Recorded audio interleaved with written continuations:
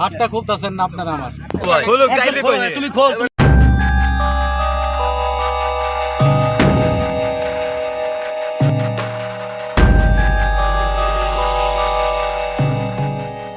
Narayanganj chamber of commerce and ইন্ডাস্ট্রির নতুন কমিটির নেতৃত্ব নিয়ে ক্রমাগত বিতর্ক তৈরি হচ্ছে। সম্প্রতি শহরের চাষারা এলাকায় মার্কেট মালিকানা বিরোধকে কেন্দ্র করে চেম্বারের পরিচালক গোলাম সারওয়ার সাঈদের ওপর হামলার ঘটনায় চেম্বারের নীরবতা নতুন করে সমালোচনার জন্ম দিয়েছে। সোমবার ৭ জুলাই দুপুরে চাষারা বাগে জান্নাত মসজিদের সামনে পৌর মার্কেট এলাকায় এই হামলার ঘটনা ঘটে।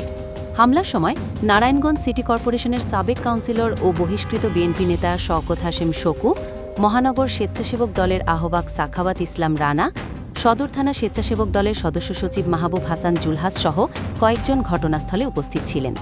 তাদের উপস্থিতিতে হামলাকারীরা সাঈদকে কিল, ঘুষি ও বেধড়ক মারধর করে।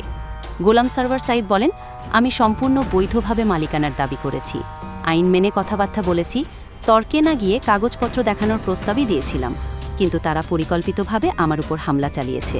হামলার ঘটনার একদিন পেরিয়ে গেলেও চেম্বার কোনো প্রতিক্রিয়া জানায়নি, ফলে চেম্বারের নীরবতা নিয়ে সমালোচনার ঝড় উঠেছে। এর আগেও চলতি বছরের ১ জুন ব্যবসায়ী ও পরিচালক মোট সোহাগ অপহৃত হন। পরে পটুয়াখালী থেকে আহত অবস্থায় উদ্ধার করা হলেও চেম্বার শুরুতে কোনো বক্তব্য দেয়নি।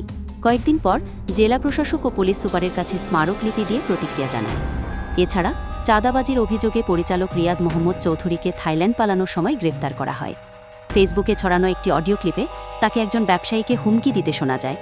মামলার পর তিনি কারাভোগ শেষে জামিনে মুক্তি পান। তবু এই গুরুতর অভিযোগে চেম্বার কোনো স্পষ্ট অবস্থান নেয়নি। বর্তমান সভাপতি মোস্তাফিজুর রহমান ভূঁইয়া দীপু জেলা বিএনপির সিনিয়র যুগ্ম আহ্বায়ক ও কেন্দ্রীয় নেতা। চেম্বারের নিরপেক্ষতা নিয়েও প্রশ্ন উঠছে। নতুন কমিটি 2025-2027 সেশনের জন্য দায়িত্বে এসেছে। পরিচালনা পর্ষদে রয়েছেন আরও অনেকে, যাদের নাম বিভিন্ন ঘটনায় উঠে আসছে।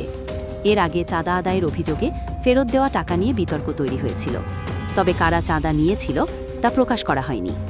সব মিলিয়ে ব্যবসায়ীদের শীর্ষ সংগঠনটির ভূমিকা নিয়ে নারায়ণগঞ্জের ব্যবসায়ী মহলে গভীর উদ্বেগ বিরাজ করছে।